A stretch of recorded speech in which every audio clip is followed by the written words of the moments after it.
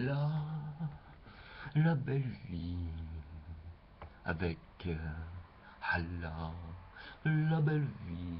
Ah, la belle vie, je vais oublier, évidemment. La belle vie, la belle vie, avec Allah. Je suis actuellement, enfin, quand tu as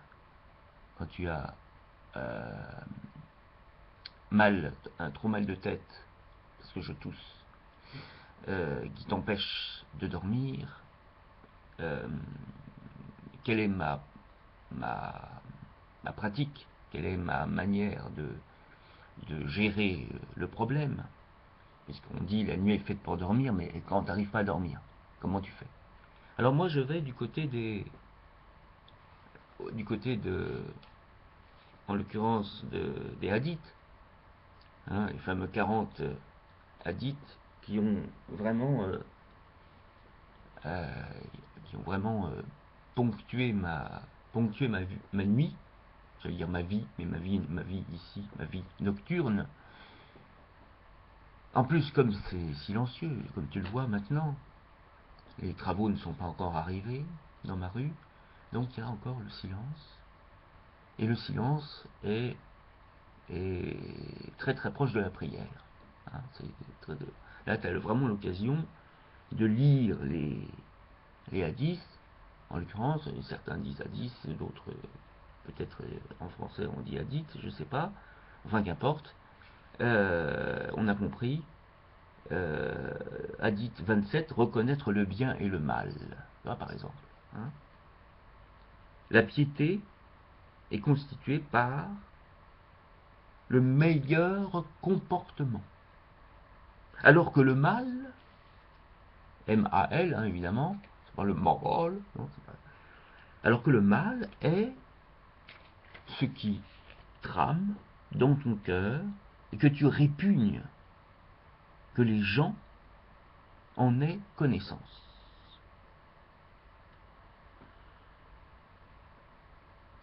Etc. etc. Hein.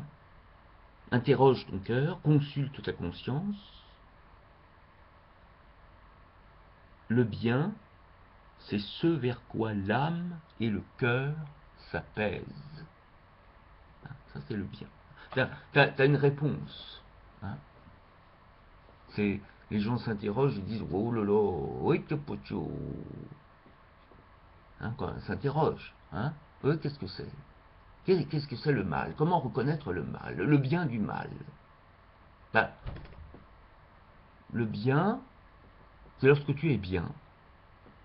Lorsque ton âme est en paix. Ton esprit est en paix avec toi-même, avec les autres, dans le monde, dans l'univers.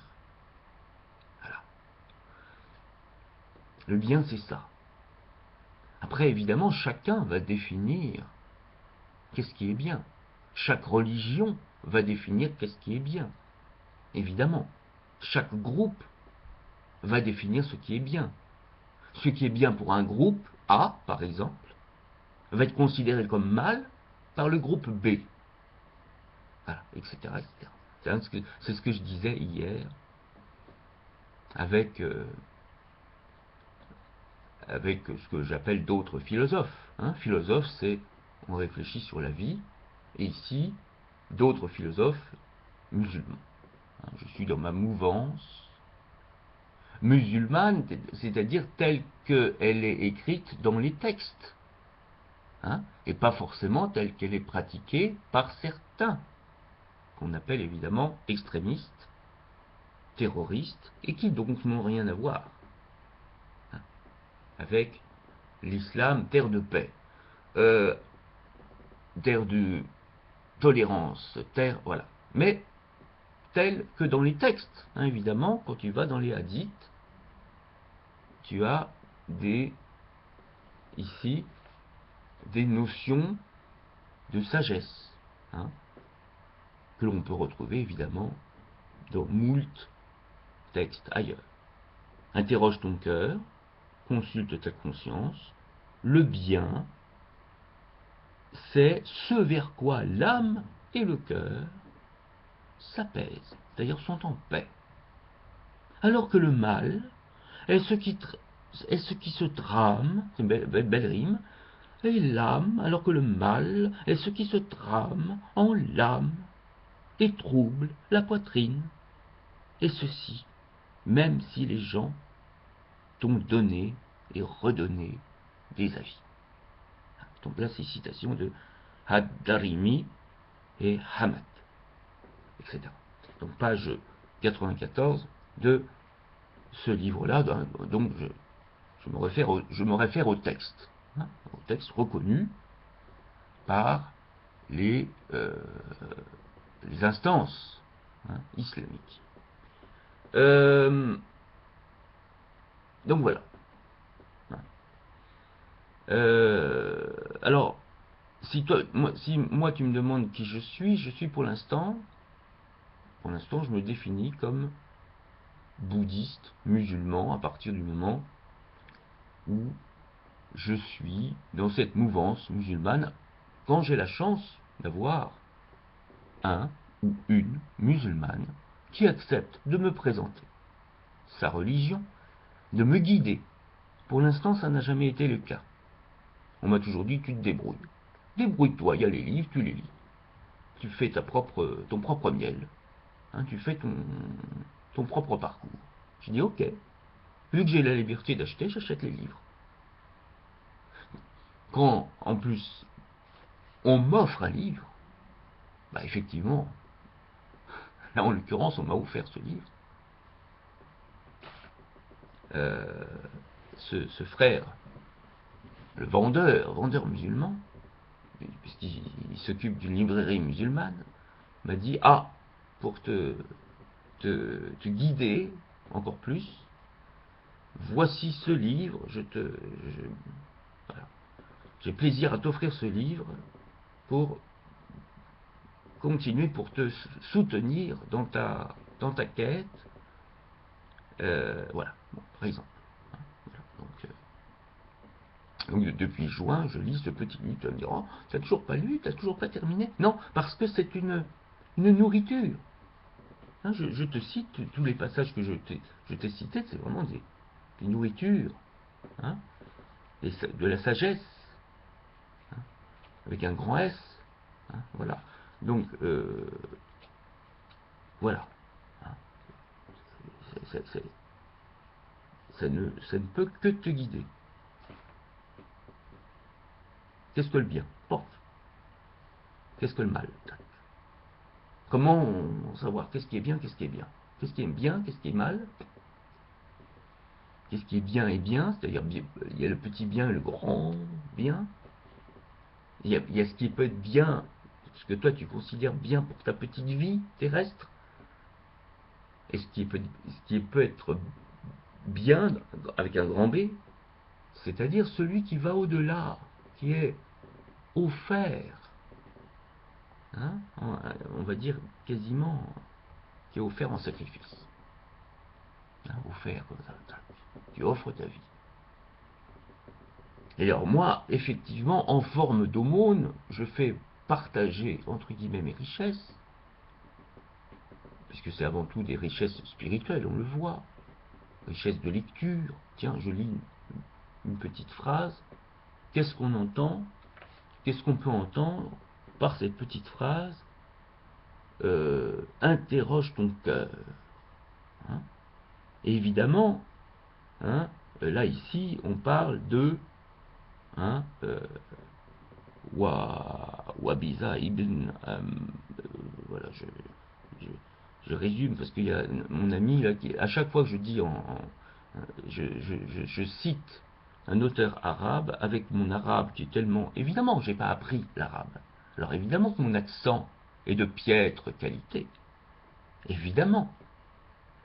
Mais c'est écrit Wabiza ibn Mabad al-Asadi rapporte que l'envoyé de Dieu,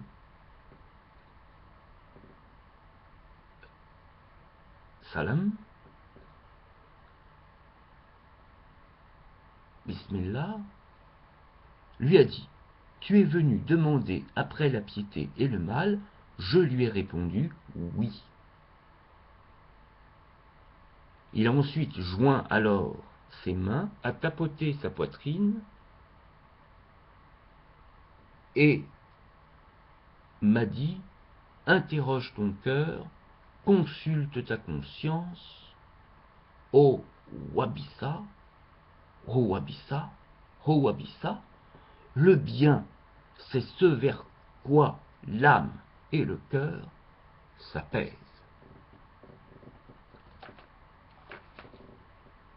Alors que le mal est ce qui se trame en l'âme et trouble la poitrine, et ceci, même si les gens t'ont donné et redonné des avis. Ad-Darimi et Hamed. Donc, tu as des indications, tu as des guides. Le principal guide, évidemment, c'est Qumran, le Coran. Je le dis en français parce que on va encore me dire, vaut mieux que tu dises le Coran en français, parce que tu essayes de le dire en arabe, ça on ne comprend rien. Bon.